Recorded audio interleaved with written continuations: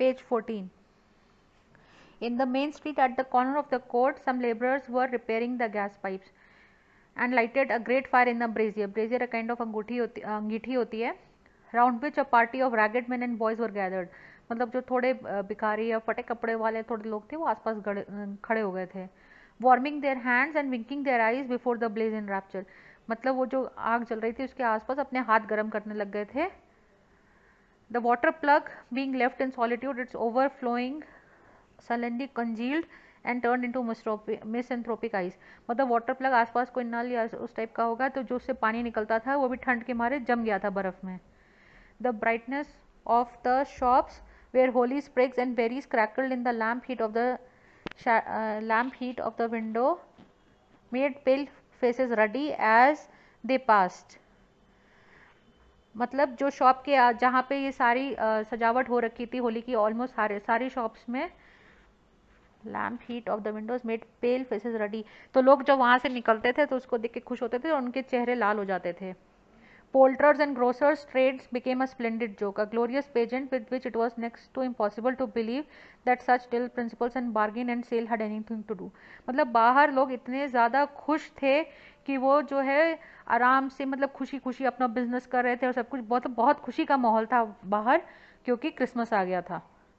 The Lord Mayor in the stronghold of the mighty mansion house gave order to his 50 cooks and butlers to keep Christmas as a Lord Mayor's household should. तो mention house बहुत ही बड़ा सा कोई घर या होगा, bungalow होगा जिसका जो ओनर था वो लॉर्ड मेयर था. तो उसने अपने 50 कुक और बटलर्स मतलब जो सर्वर्स होते हैं और काम देखते हैं घर के, उनको बोला था कि बहुत ही अच्छा सा फीस्ट प्रिपेयर करना है. And even the little tailor whom he had fined 5 shillings on the previous Monday for being drunk and bloodthirsty in the street stirred up tomorrow's pudding in the garret. मतलब कि जो Taylor जिसको पिछले हफ्ते ही 5 shilling का fine किया था mayor ने, वो भी अपने मतलब लड़ाई झगड़े के लिए मतलब ड्रिंक करने के बाद लड़ाई झगड़े के लिए वो भी अपने घर में क्रिसमस पुडिंग बना रहा था. और उस and his while his lean wife and baby sallied out to buy the beef. जब और उसकी जो वाइफ पतली दुबली सी वाइफ और बेबी बाहर गए थे बीफ खरीदने. Foggier yet and colder, piercing searching biting cold. मतलब बहुत ज़्यादा ठंड. If the good Saint Dunstan had but nipped the evil spirit's nose with a touch of such weather as that instead of using his familiar weapon, then indeed he would have roared to lusty purpose.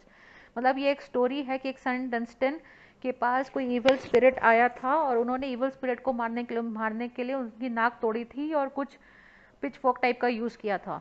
तो वो कह रहा था कि इतनी ठंड थी, अगर सेंट डस्टन इस टाइम ठंड का भी यूज़ करते तब भी वो इवल स्पिरिट को हरा सकते थे. The owner of one such scant young nose, gnawed and mumbled by the hungry cold as bones are gnawed by dogs, stooped down to Scrooge's keyhole to regale him with a Christmas carol. तो ऐसे ही एक छोटी सी नाक वाला बंदा जो इतना ज़्यादा ठंड से परेशान था, मतलब ठंड ने उसको आधा खा ही डाला था जैसे डॉग्स जो है बोन्स को खाते हैं. तो वो स्क्रूज के डोर के पास मतलब उसकी बिल्डिंग के डोर के पास झुक कर की होल से वो क्रिसमस कैरल गाने की कोशिश करता है. गॉड ब्लेस यू मेरी जेंटलमैन, मे नथिंग यू डिसमे. मतलब आपको गॉड ब्लेस करे, आपको कोई दिक्कत ना हो. Scrooge seize the ruler with such energy of action that the singer fled in terror.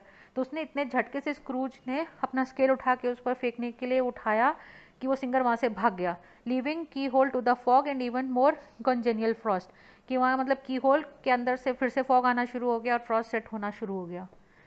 At length the hour of shutting up the counting house arrived. ऐसे करते करते दुकान बंद करने का टाइम आ गया.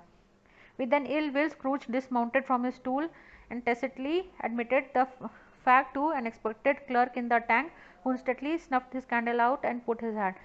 मतलब बहुत ही खराब मूड से स्क्रूज उतरा कि दुकान बंद करने का टाइम आ गया है. और उतने ही दुखी, उसे पता था कि ये सुनकर स्क्रूज मतलब उसका जो है अकाउंटेंट या जो भी उसका एम्प्लॉय है वो बहुत खुश हो जाएगा.